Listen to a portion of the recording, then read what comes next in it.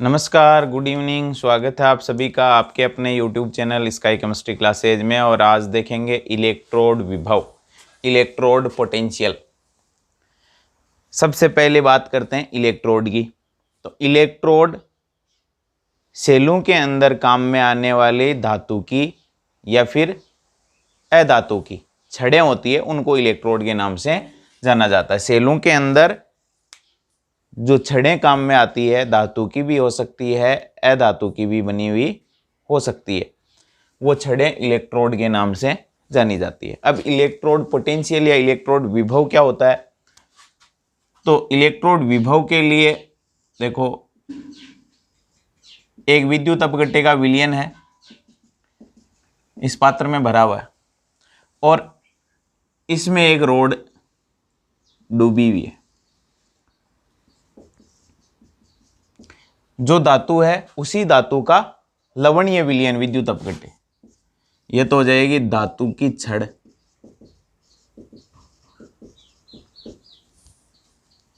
और इसको आगे कनेक्ट करने के लिए तार, वायर, और ये हो जाएगा विद्युत अपघट्य, विद्युत अपघट्य।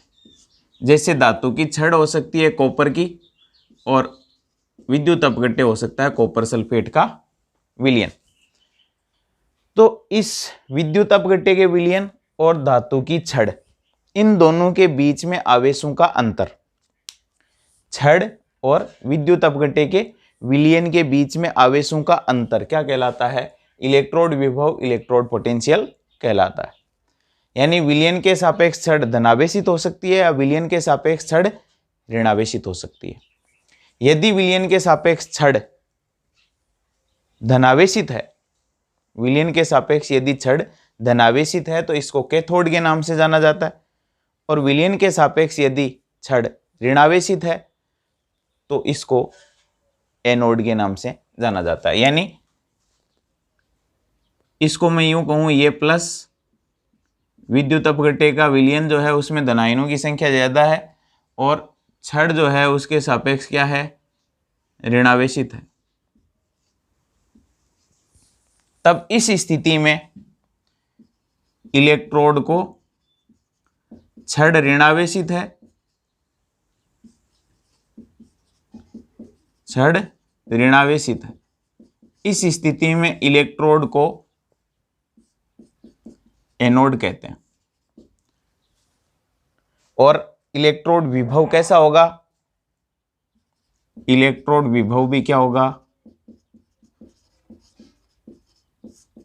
नेगेटिव। यदि छड़ विलयन के सापेक्ष कैसी है? इलेक्ट्रोड यानी छड़ कैसी है? विलयन के सापेक्ष धनावेशित है, विलयन ऋणावेशित है, छड़ धनावेशित है, तो इस इलेक्ट्रोड को अपन कैथोड के नाम से जानते हैं। और इसका इलेक्ट्रोड विभव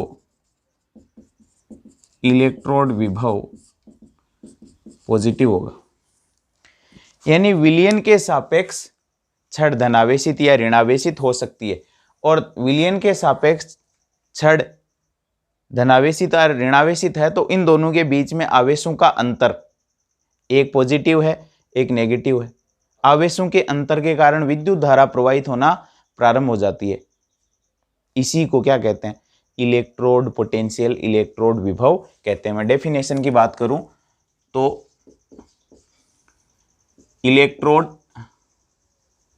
इलेक्ट्रोड यानी धातु की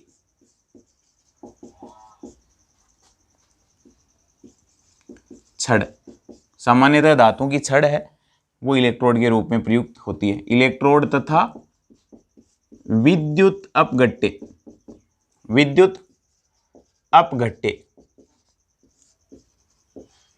के विलयन के मध्य आवेशों का अंतर, इलेक्ट्रोड विभव कहलाता है। इलेक्ट्रोड विभव कहलाता है। क्या कहलाता है? इलेक्ट्रोड विभव के नाम से जाना जाता है।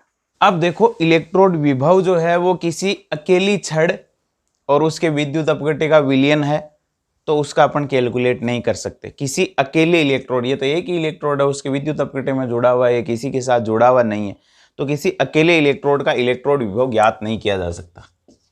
किसी अकेले इलेक्ट्रोड का इलेक्ट्रोड विभव ज्ञात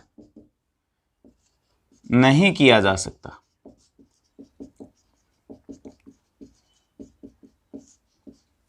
तो फिर क्या करें? किसी इलेक्ट्रोड का इलेक्ट्रोड विभव ज्ञात करने के लिए अपने पास क्या उपाय है कि इस अपने को यह प्राप्त हो जाए, इस छड़ और इस विद्युत अपघट्य के विलयन के बीच में आवेशों का कितना अंतर है, वो अपने को प्राप्त करने के लिए फिर क्या करना पड़ेगा? तो इसके लिए तो अपने को दूसरी इलेक्ट्रोड तो लगानी पड़ेगी, और दूसरी इलेक्ट्रोड लगाने के उपरांत अपने को उस इलेक्ट्रोड और उस विद्युत अपघट्य के विलयन के बीच में यदि आवेशों का अंतर 0 हो, तो अपने को जो वैल्यू मिलेगी वो इस इलेक्ट्रोड का इलेक्ट्रोड विभव आ जाएगा। और इस काम के लिए, यानी किसी इलेक्ट्रोड का इलेक्ट्रोड विभव इस छड़ और इस विद्युत अपघट्य के विलयन के बीच में आवेशों का अंतर प्राप्त करने के लिए अपने को एक विशेष प्रकार के इलेक्ट्रोड की आवश्यकता होगी, और वो कहलाता है मानक हाइड्रोजन इलेक्ट्रोड। इसकी सहायता से अपन दूसरे इलेक्ट्रोड का इलेक्ट्रोड विभव ज्ञात कर सकते हैं। तो पहले देखते हैं मानक इलेक्ट्रोड विभव।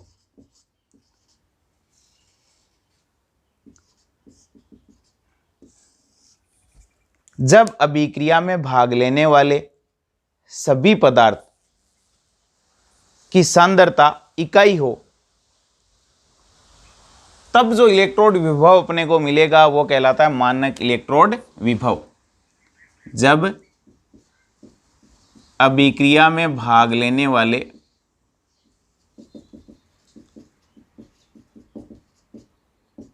सभी पदार्थ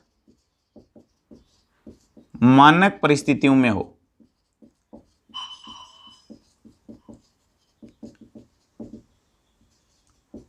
तो इलेक्ट्रोड पोटेंशियल को क्या कहते हैं? मानक इलेक्ट्रोड विभव के नाम से जानते हैं। ये तो बात हुई इलेक्ट्रोड विभव और मानक इलेक्ट्रोड विभव, यानी इकाई सांद्रताओं पर जब अपन इलेक्ट्रोड विभव कैलकुलेट करेंगे तो उसको क्या कहेंगे? मानक इलेक्ट्रोड विभव। अब इलेक्ट्रोड विभव किसी इलेक्ट्रोड का ज्ञात करने के लिए अपने को सबसे पहले जरूरत पड़ेगी मानक हाइड्रोजन इलेक्ट्रोड की। मानक हाइड्रोजन इलेक्ट्रोड, इसकी सहायता से अपन मानक इलेक्ट्रोड विभव ज्ञात कर सकेंगे, यानी इसको कहते हैं SHE। सबसे पहले ये देखते हैं कैसे निर्मित करते हैं। तो प्लेटिनम कज्जल से विलेपित प्लेटिनम पत्रक को पीटी के तार से जोड़ करके 1m विलयन में H+ आयनों के 1m विलयन में डुबोया जाता है, और उस पर हाइड्रोजन गैस बुदबुद की जाती है, जिसका दाब एक बार रखा जाता है। तो निर्मित होने वाला इलेक्ट्रोड क्या कहलाता है? मानक हाइड्रोजन इलेक्ट्रोड के नाम से जाना जाता है। किस नाम से जाना जाता है? मानक हाइड्रोजन इलेक्ट्रोड के नाम से जाना जाता है।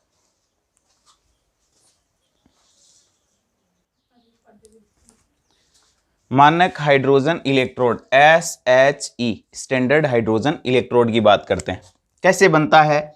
तो स्टैंडर्ड हाइड्रोजन इलेक्ट्रोड बनता है प्लेटिनम तार, इससे जुड़ा हुआ है प्लेटिनम का एक पत्रक, पट्टी, और वो विलेपित है प्लेटिनम कज्जल से।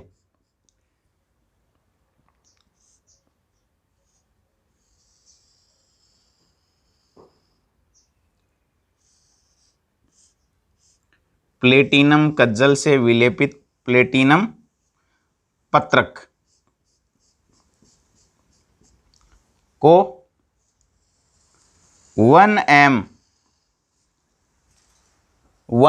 मोलर सांद्रता वाले H प्लस आयनों के विलयन में डुबोया जाता है। इसमें क्या भरा हुआ है? 1 MH+ आयन युक्त ये विलयन,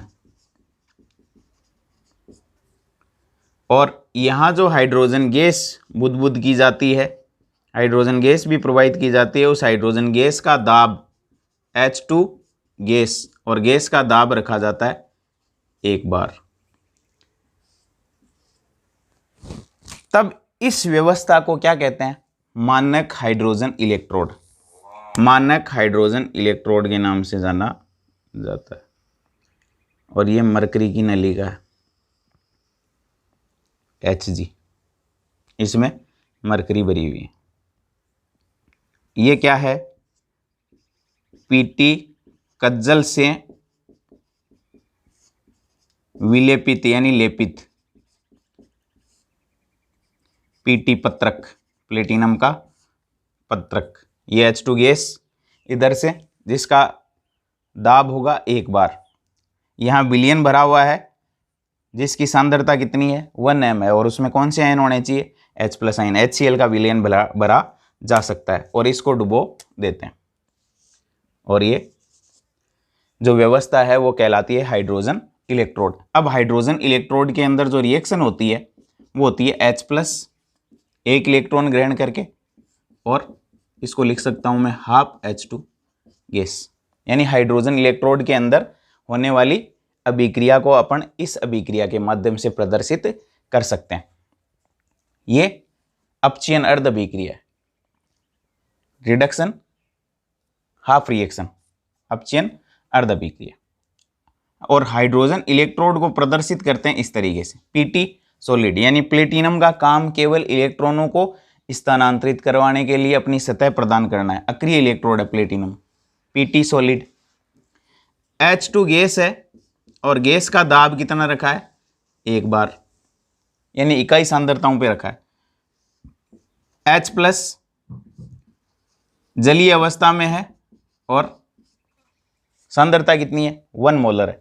इसको कहते हैं स्टैंडर्ड हाइड्रोजन इलेक्ट्रोड, और ये SHE को प्रदर्शित करने का तरीका है, स्टैंडर्ड हाइड्रोजन इलेक्ट्रोड को। और स्टैंडर्ड हाइड्रोजन इलेक्ट्रोड में होने वाली अभिक्रिया को प्रदर्शित करते हैं H+ एक इलेक्ट्रॉन हाफ H2 की सहायता से। और इस इलेक्ट्रोड का इलेक्ट्रोड विभव स्वेच्छा से कितना निर्धारित किया गया है? 0.0 वोल्ट। SHE का इलेक्ट्रोड विभव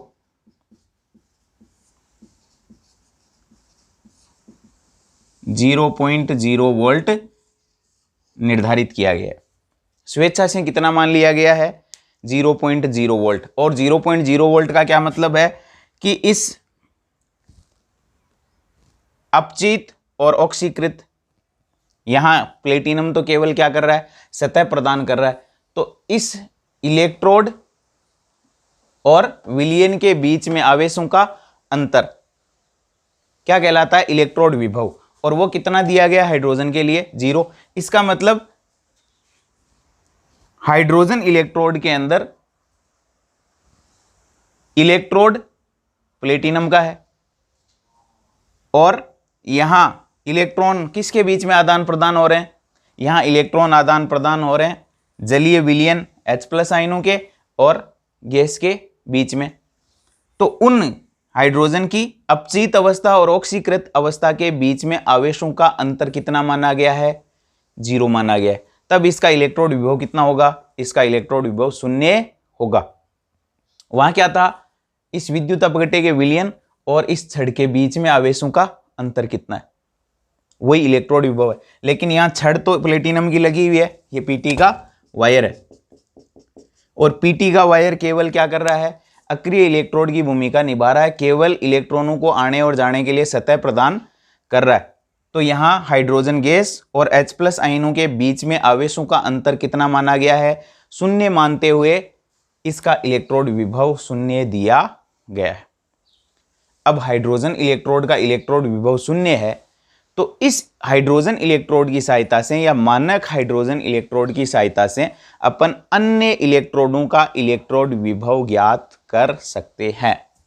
अन्य इलेक्ट्रोडों का इलेक्ट्रोड विभव इसकी सहायता से परिकलित किया जा सकता है। अब कैसे हो सकता है वो देखते हैं।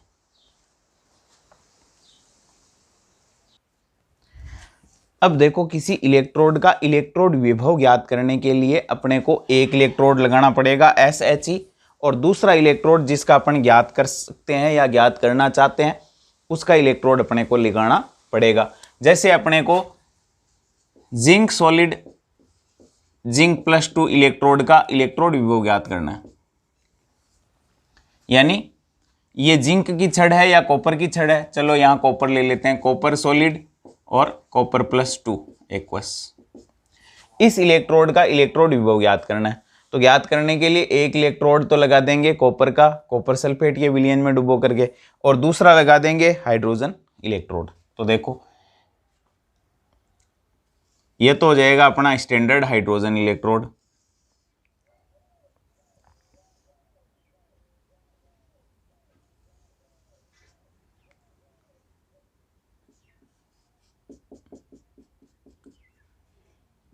ये स्टैंडर्ड हाइड्रोजन इलेक्ट्रोड हो गया, और इसके वायर को इस साइड ले लेते हैं। ये 1M सॉल्यूशन, इधर तो ये हो गया SHE, और इधर जोड़ देते हैं वो ये इलेक्ट्रोड हो गई कॉपर की, क्योंकि कॉपर का इलेक्ट्रोड विभव ज्ञात करना चाह रहे हैं, तो Cu और ये CuSO4, और ये लो वोल्टमीटर से कनेक्ट कर देते हैं, एक लगा देते हैं कुंजी। जैसे ही दोनों को कनेक्ट करेंगे तो स्वतः प्रवर्तित रेडॉक्स रासायनिक अभिक्रिया होगी और इलेक्ट्रॉन जो है वो ट्रांसफर होंगे। इलेक्ट्रॉन जो है वो ट्रांसफर होंगे। यहां से क्या होता है, इलेक्ट्रॉन जब ट्रांसफर होंगे तो कॉपर +2 यहां से निकल के और इस सतह पर आ जाते हैं। जैसे इन दोनों को अपन कनेक्ट करेंगे, किसको, SHE को, कॉपर छड़ और कॉपर सल्फेट के सॉल्यूशन को कनेक्ट जैसे ही करेंगे तो कॉपर +2, कॉपर सल्फेट के आयन में कौन से आयन है, Cu+2, विलयन से निकलते हैं और विलयन से निकल करके छड़ पे आ जाते हैं। विलयन से निकल करके छड़ पे आते हैं, और जैसे ही छड़ पे आएंगे तो विलयन के अंदर कौन से आयन बढ़ जाएंगे संख्या में, कॉपर +2 छड़ पे आएंगे तो विलयन के अंदर सल्फेट आयन बढ़ जाएंगे, और सल्फेट आयनों पर कौन सा आवेश है, ऋणावेश। यानी विलयन तो हो जाता है ऋणावेशित और छड़ हो जाती है कैसी, धनावेशित।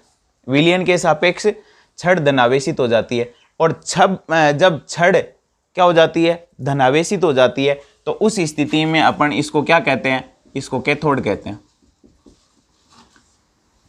ये लिख रखा, छड़ धनावेशित तो कैथोड, और इस स्थिति में इलेक्ट्रोड विभव जो मिलेगा वो पॉजिटिव होगा।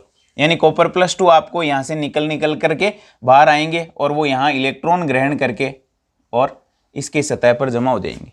इधर क्या होगा, इधर जो है वो H2 गैस है अपने पास, और वो H2 गैस इलेक्ट्रॉन त्याग करके H+ आयनों में कन्वर्ट होगी।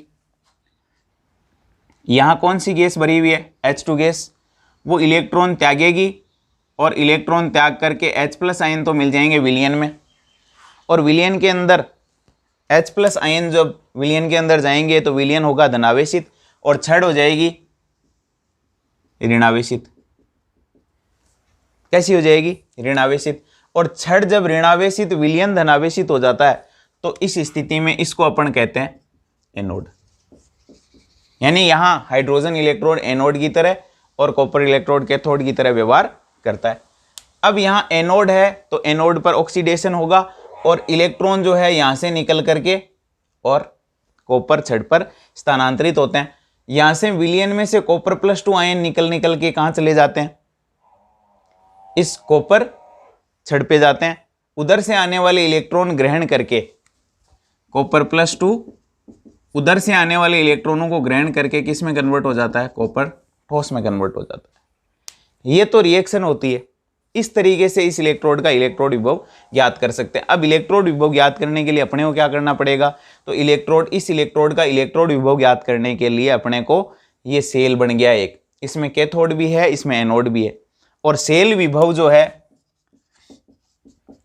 सेल विभव उसको दर्शाते हैं ई सेल से, और ई सेल होता है E cathode minus E anode, cathode minus anode. अब कैथोड पे कौन है, कैथोड पे देखो कॉपर +2 कॉपर में कन्वर्ट हो रहा है, तो मैं यूं लिख दूं ई सेल बराबर ई कैथोड तो है copper +2 copper, minus E anode कौन है, एनोड ये हाइड्रोजन इलेक्ट्रोड है, यानी ESHE कौन है, SHE है।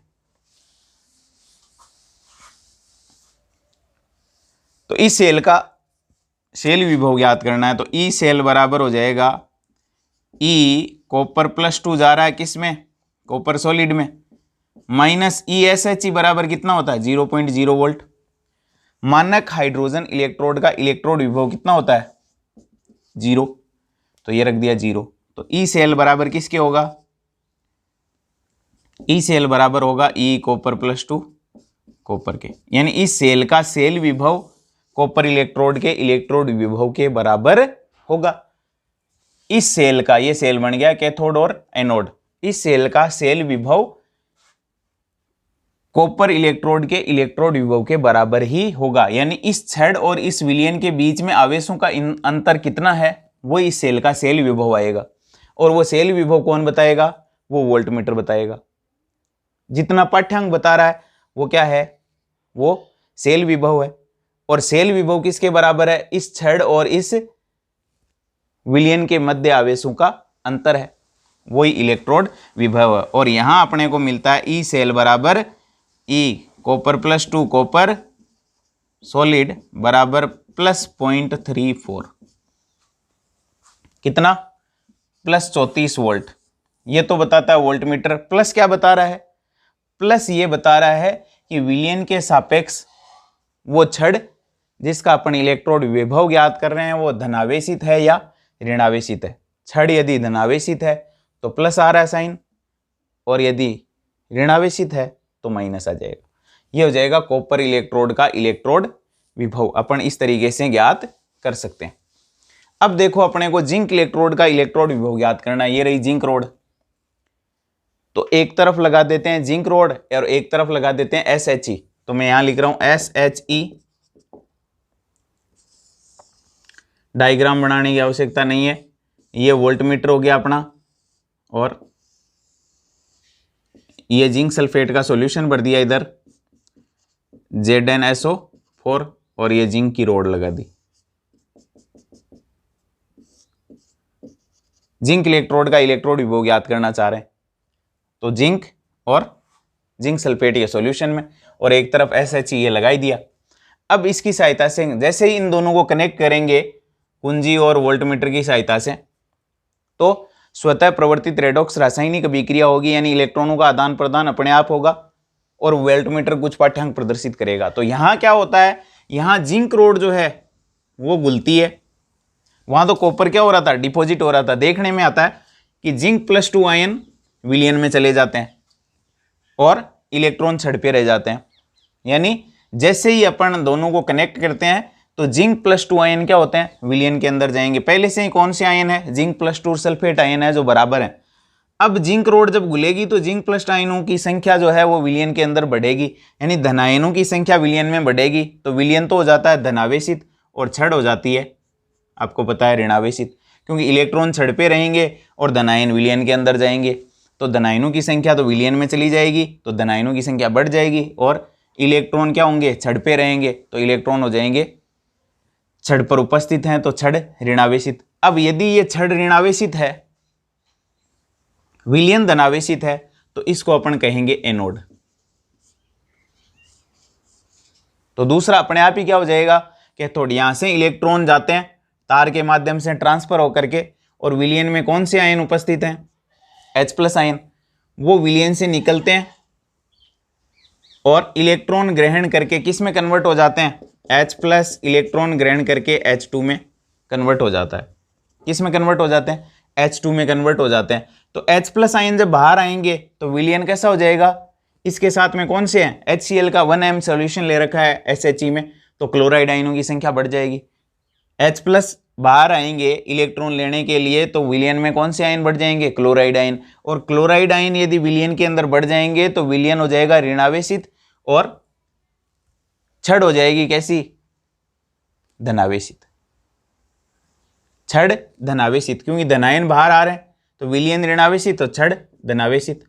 तब इस स्थिति में अपन इसको क्या कहेंगे, इस स्थिति में अपन इसको कैथोड कहेंगे, जब छड़ क्या होगी, धनावेशित होगी। तो ये हो गया कैथोड और एनोड। अब इस सेल का सेल विभव ज्ञात करना है अपने को, क्योंकि ये सेल निर्मित हो गया है। इसके अंदर जिंक इलेक्ट्रोड है और इसके अंदर हाइड्रोजन इलेक्ट्रोड है, दोनों लगे हुए हैं। ई सेल बराबर क्या होता है, E cathode minus E anode, cathode minus anode. Anode कौन है, जिंक। ई सेल बराबर ई कैथोड, कैथोड है SHE, ये SHE माइनस ई एनोड कौन है, ई जिंक जा रहा है किस में, जिंक+2 में, यानी जिंक है वो छड़ घुलती है और जिंक+2 आयनों में कन्वर्ट होती है, तो ई Zn+2। अब आपको पता है ई सेल बराबर हो जाएगा SHE बराबर कितना, 0.0 वोल्ट, ये हो जाएगा 0.0 वोल्ट माइनस ई Zn+2। और यहाँ अपने को वैल्यू प्राप्त होती है कितनी, वोल्टमीटर कितना पाठ्यांक बताता है, 0.76। ई सेल बराबर -0.76 वोल्ट, कितना बताता है वैल्यू, 0.76 वोल्ट। ऋणावेशित आ जाएगी -0.76 वोल्ट। और ऋणावेश क्या बताता है, ऋणावेश ये बताता है कि जिस इलेक्ट्रोड का अपन इलेक्ट्रोड विभव ज्ञात करना चाह रहे हैं वो विलयन के सापेक्ष कैसी है, ऋणावेशित है। विलयन के सापेक्ष ऋणावेशित है तो इलेक्ट्रोड विभव को ऋणात्मक दे दिया है। इसकी एक और चीज अपन बात करेंगे, तो यहाँ इस सेल का सेल विभव क्या है, जिंक इलेक्ट्रोड का इलेक्ट्रोड विभव, ये दोनों आपस में बराबर है। सेल विभव तो क्या होता है, कैथोड और एनोड के इलेक्ट्रोड विभवों का अंतर, लेकिन यहाँ तो कोई आवेशों का अंतर है ही नहीं SHE में, यहाँ है छड़ और इसके बीच में आवेशों का अंतर है और वही सेल विभव के बराबर है, क्योंकि यहाँ आवेशों का अंतर कितना मानते हैं, 0.0 वोल्ट, यानी SHE का इलेक्ट्रोड विभव तो पहले से ही अपन शून्य मानते आए हैं, तो इसमें आवेशों का अंतर नहीं मानते हैं, इसमें जो आवेशों का अंतर है वही सेल विभव के बराबर होगा। तो ई सेल बराबर हो जाएगा 0.0 वोल्ट SHE का और जिंक इलेक्ट्रोड का इलेक्ट्रोड विभव, तो ई सेल बराबर आ जाएगा जिंक इलेक्ट्रोड का इलेक्ट्रोड विभव, बराबर लिख सकता हूं ई जिंक+2, यानी जिंक इलेक्ट्रोड का इलेक्ट्रोड विभव, सेल का सेल विभव बराबर कितना, 0.76। और ऋणात्मक चिन्ह क्या बता रहा है कि छड़ जिसका इलेक्ट्रोड विभव ज्ञात किया है वो विलयन के सापेक्ष कैसी है, ऋणावेशित है। या यूं कह सकते हैं हाइड्रोजन की ऑक्सीकृत अवस्था की तुलना में जिंक की ऑक्सीकृत अवस्था ज्यादा स्थायी है। हाइड्रोजन की ऑक्सीकृत अवस्था H+ की तुलना में जिंक+2 की ऑक्सीकृत अवस्था ज्यादा स्थायी है, तो आएंगे माइनस। और यदि हाइड्रोजन की ऑक्सीकृत अवस्था Cu+2 की ऑक्सीकृत अवस्था से ज्यादा स्थायी है, हाइड्रोजन की ऑक्सीकृत अवस्था यहां क्या थी, हाइड्रोजन की ऑक्सीकृत अवस्था जिंक की ऑक्सीकृत अवस्था से कम स्थायी है और यहां ये ज्यादा स्थायी है। तो हाइड्रोजन की ऑक्सीकृत अवस्था यदि ज्यादा स्थायी है दूसरे इलेक्ट्रोड की ऑक्सीकृत अवस्था से, तब तो इलेक्ट्रोड विभव के मान होंगे धनात्मक। और यदि हाइड्रोजन की ऑक्सीकृत अवस्था ये दूसरे इलेक्ट्रोड की ऑक्सीकृत अवस्था से कम स्थायी है तो चिन्ह होंगे माइनस के। और सीधा सीधा अपन ये कह सकते हैं कि यदि विलयन के सापेक्ष छड़ अपनी कैसी आ जाती है, ऋणावेशित, तो इलेक्ट्रोड विभव क्या होगा, माइनस में। और यदि छड़ विलयन के सापेक्ष धनावेशित है तो आ जाएंगे प्लस में। या यूं कह सकते हो कि छड़ की इलेक्ट्रॉन देने की कैपेसिटी हाइड्रोजन की तुलना में ज्यादा है तो माइनस। छड़ की इलेक्ट्रॉन देने की कैपेसिटी, देने की क्षमता H2 से ज्यादा तो नेगेटिव। और इलेक्ट्रॉन देने की क्षमता H2, इलेक्ट्रॉन देने की क्षमता H2 से ज्यादा है तो नेगेटिव, H2 से कम है तो पॉजिटिव। कई सारे तरीके हैं इलेक्ट्रोड विभव को प्लस और माइनस बताने के। या यूं कह सकते हैं जो हाइड्रोजन से ज्यादा क्रियाशील है, जो अम्लों से हाइड्रोजन विस्थापित कर देती है, उनके लिए अपन देंगे माइनस में। और जो अम्लों से हाइड्रोजन विस्थापित नहीं कर पाती है धातुएं, उनके लिए देंगे प्लस में। तो ये कई सारे तरीकों की सहायता से अपन ये कह सकते हैं। यानी इलेक्ट्रॉन देने की क्षमता है वो यदि ज़्यादा है तो हाइड्रोजन की तुलना में तो नेगेटिव, और कम है तो पॉजिटिव। कई सारे तरीकों की सहायता से अपन प्लस और माइनस याद कर सकते हैं। तो SHE की सहायता से इलेक्ट्रोड विभव इस तरीके से कैलकुलेट कर सकते हैं।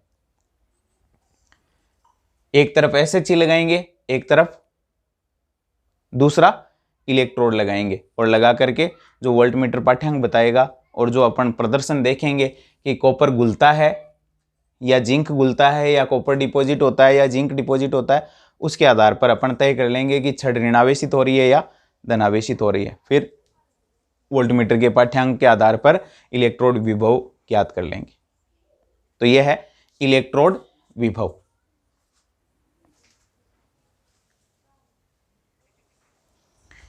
अब देखो अपने यहाँ है सेल विभव या मानक विद्युत वाहक बल या मानक सेल विभव। जब परिस्थितियां मानक हो, सांद्रता पदार्थों की इकाई हो, तब अपन मानक शब्द का इस्तेमाल करते हैं। मानक का और कोई औचित्य नहीं, और मानक को दर्शाते हैं ऊपर जीरो लगा करके मानक के लिए।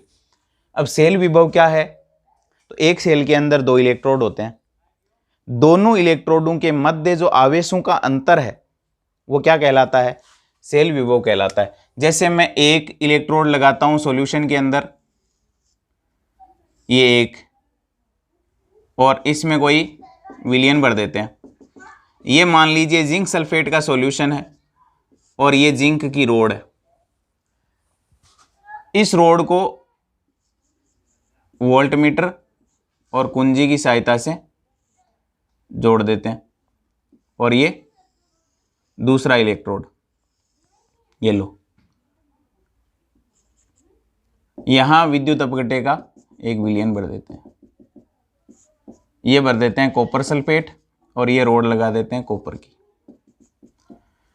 इन दोनों विद्युत अपघट्यों को एक दूसरे में बिना मिलाए संपर्क में रखने के लिए यहां यू आकार की एक कांच की नली भी लगाते हैं, जिसमें पोटेशियम क्लोराइड, अमोनियम नाइट्रेट, इस प्रकार के विद्युत अपघट्य भरे होते हैं अगर अगर के अंदर। इसको कहते हैं लवण सेतु।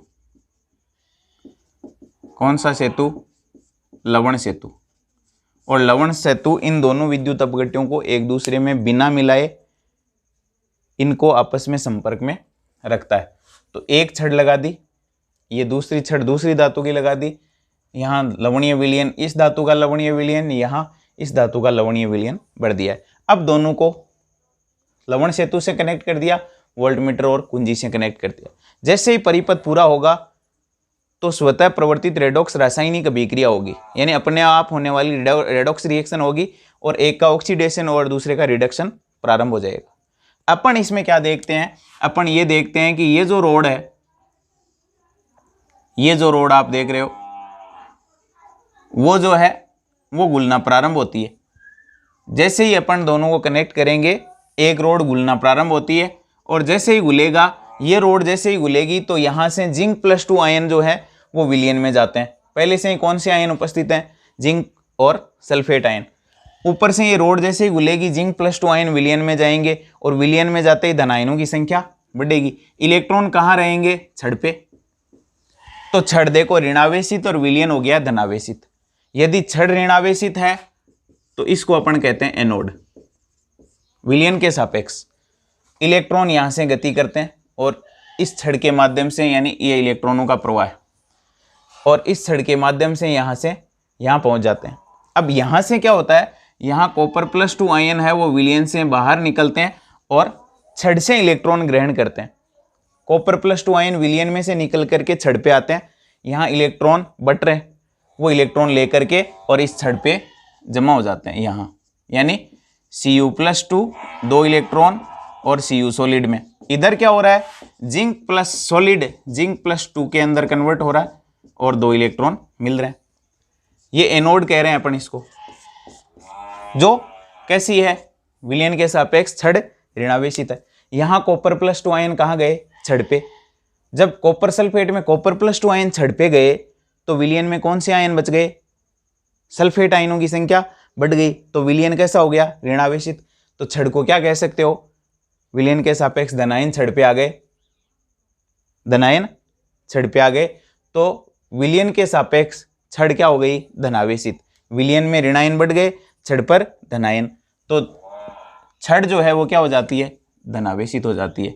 और धनावेशित छड़ को अपन कैथोड के नाम से जानते हैं, कैथोड, और इसको अपन प्लस से दर्शाते हैं, कैथोड पर प्लस। और यहाँ क्या हो रहा है, कैथोड पर अपचयन हो रहा है, क्योंकि कॉपर +2 आयन इलेक्ट्रॉन लेकर के जमा हो रहे हैं छड़ पर, यानी ये रिएक्शन हो रही है। और एनोड पर क्या हो रहा है, ऑक्सीकरण हो रहा है, ऑक्सीकरण। अब देखो यहां छड़ हो गई ऋणावेशित और ये छड़ हो गई धनावेशित, यानी दोनों छड़ों के बीच में आवेशों का अंतर उत्पन्न हो गया। किसी सेल में लगे हुए दोनों इलेक्ट्रोडों के मध्य आवेशों का अंतर, ये ऋणावेशित वो धनावेशित है, तो आवेशों का फिर प्रवाह होना शुरू हो जाता है, आवेश बहना शुरू कर देते हैं अधिक से कम की ओर, और इसी को क्या कहते हैं, आवेशों के अंतर को अपन सेल विभव के नाम से जानते हैं। किसी सेल में उपस्थित दोनों इलेक्ट्रोडों के इलेक्ट्रोड विभवों का अंतर, इलेक्ट्रोड विभव का अंतर क्या है, इस विद्युत अपघट्य और छड़ के मध्य आवेशों का अंतर, इस विद्युत अपघट्य और छड़ के मध्य आवेशों का अंतर इलेक्ट्रोड विभव है, और इन दोनों इलेक्ट्रोड विभवों का अंतर क्या कहलाता है, सेल विभव। किसी सेल में उपस्थित दोनों इलेक्ट्रोडों के इलेक्ट्रोड विभवों का अंतर, इलेक्ट्रोड विभवों का, यानी इस इलेक्ट्रोड का इलेक्ट्रोड विभव और इस इलेक्ट्रोड का इलेक्ट्रोड विभव, इन दोनों के बीच में आवेशों का अंतर है। देखो ये छड़ ऋणावेशित है, वो धनावेशित है, आवेशों का अंतर, इलेक्ट्रोडों के इलेक्ट्रोड विभवों में आवेशों का अंतर सेल विभव कहलाता है, सेल विभव। इसको दर्शाते हैं ई सेल से, सेल विभव कहलाता है। अब सेल को लिखते टाइम लिखने की परिपाटी यह है कि एनोड को लिखते हैं बाईं ओर, कैथोड को लिखते हैं दाईं ओर। ये सेल को, यानी गैल्वेनिक सेलों को जिनके अंदर स्वतः प्रवर्तित रेडॉक्स अभिक्रिया द्वारा रासायनिक ऊर्जा को विद्युत ऊर्जा में बदला जाता है, उन सेलों में एनोड को लिखा जाता है बाईं ओर, कैथोड को लिखा जाता है दाईं ओर। एनोड को बाईं ओर, कैथोड को दाईं ओर, एनोड बाईं ओर, कैथोड दाईं ओर। एनोड पर कौन सा चार्ज है, माइनस, कैथोड पर कौन सा चार्ज है, प्लस, और बीच में कैथोड और एनोड के मध्य दो खड़ी लाइनें लवण सेतु को दर्शाती है, लवण सेतु को प्रदर्शित करती है। अब देखो यहाँ एनोड कौन है, कैथोड कौन है, और उसकी सहायता से अपन सेल विभव कैसे ज्ञात करते हैं। तो सेल विभव को दर्शाते हैं ई सेल से। ई सेल बराबर होता है E cathode minus anode. Cathode और एनोड के इलेक्ट्रोड विभवों का अंतर क्या कहलाता है, सेल विभव। दूसरा फॉर्मूला और काम में लेते हैं, कैथोड कौन सी साइड है, दाईं ओर, एनोड कौन सी साइड है, बाईं ओर, तो लिखते हैं ई सेल बराबर ई कैथोड में से एनोड को घटा दो, कैथोड माइनस एनोड, यूं भी लिख सकते हो। तो इन दोनों फॉर्मूलों की सहायता से क्या ज्ञात कर लेते हैं, सेल विभव ज्ञात कर लेते हैं। तो देखो ई सेल बराबर क्या होगा, कैथोड कितना है, कौन है कैथोड पे? कॉपर, ई। और कॉपर क्या हो रहा है? कॉपर +2 से कॉपर में जा रहा है, तो पहले अभिकारक बाद में उत्पाद, माइनस ई। जिंक का क्या हो रहा है? जिंक जा रहा है जिंक में, जिंक +2 आयन में, जिंक से जिंक +2 में बदल रहा है और कॉपर +2 से कॉपर में, यानी इसका तो क्या हो रहा है? अपचयन। इसका क्या हो रहा है? ऑक्सीकरण। तो ये हो जाएगा ई सेल बराबर E copper +2 copper minus zinc +2 zinc. अब आपको पता है ये डेनियल सेल कहलाता है, और डेनियल सेल में लवण सेतु ये प्रदर्शित होता है इससे। लवण सेतु का कार्य क्या है? जैसे ही कॉपर +2 विलयन के अंदर से निकल करके छड़ पे आएंगे तो यहाँ ऋणायनों की संख्या बढ़ जाती है। तो ऋणायनों की पूर्ति के लिए यानी विद्युत उदासीनता को बनाए रखने के लिए इसमें से कुछ आयन जो हैं वो निकल करके किस में चले जाएंगे? विलयन में। इधर क्या है? जिंक +2 आयन घुलेंगे, यानी जिंक +2 आयन विलयन में जाएंगे, और विलयन में जाएंगे तो जिंक +2 आयनों की संख्या बढ़ जाएगी, और जिंक +2 आयन यदि बढ़ जाते हैं तो फिर विद्युत उदासीनता को बनाए रखने के लिए इसमें से कुछ आयन निकल करके, ऋणायन निकल करके इसमें आ जाते हैं, ताकि बढ़े हुए जिंक +2 आयनों के आवेशों को उदासीन किया जा सके। अब देखो, इस सेल का सेल विभव ज्ञात करने के लिए अपने पास कॉपर का इलेक्ट्रोड विभव होना चाहिए और जिंक का इलेक्ट्रोड विभव होना चाहिए। तो कॉपर का इलेक्ट्रोड विभव अपन ने अभी ज्ञात किया था पीछे, कॉपर +2 कॉपर का इलेक्ट्रोड विभव ज्ञात किया था +0.34 वोल्ट, और जिंक का इलेक्ट्रोड विभव ज्ञात किया था -0.76 वोल्ट। तो सेल विभव देखो इस सेल का कैसे आ जाएगा। कॉपर का इलेक्ट्रोड विभव कितना है? +0.34 वोल्ट, माइनस जिंक का इलेक्ट्रोड विभव कितना है? -0.76 वोल्ट। माइनस माइनस प्लस दोनों को जोड़ दो, 1.10 वोल्ट। ये मानक परिस्थितियों के अंदर है, यानी ये 1m सॉल्यूशन है, वो भी 1m सॉल्यूशन है, तब इस इलेक्ट्रोड विभव को मानक इलेक्ट्रोड विभव के नाम से जानेंगे। ये हो जाएगा ये मानक इलेक्ट्रोड विभव, ये मानक इलेक्ट्रोड विभव, ये मानक सेल विभव। नोड जो है लगा हुआ है, 0 लगा हुआ है, वो मानक को प्रदर्शित करता है, यानी स्टैंडर्ड परिस्थितियों के अंदर कैलकुलेट कर रहे हैं तो सेल विभव को मानक सेल विभव के नाम से जाना जाता है। इस तरीके से डेनियल सेल का सेल विभव ज्ञात किया जा सकता है।